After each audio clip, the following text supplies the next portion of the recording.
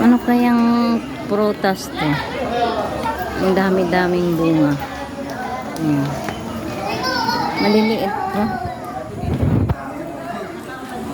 Ang daming bunga.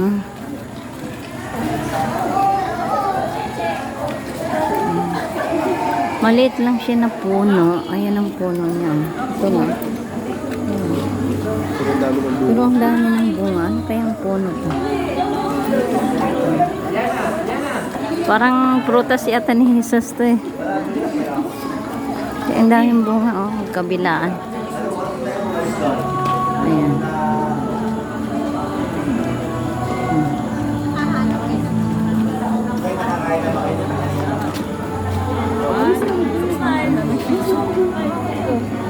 Ito. Ito pala. Ayan, ang nakasulat dito. Kita niyo. Ayan.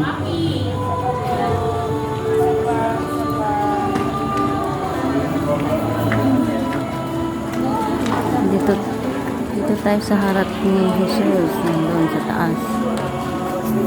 Kamay ni Jesus. Yan, ganitong oras nagsarado na, nilak na nila. Galing ako sa loob.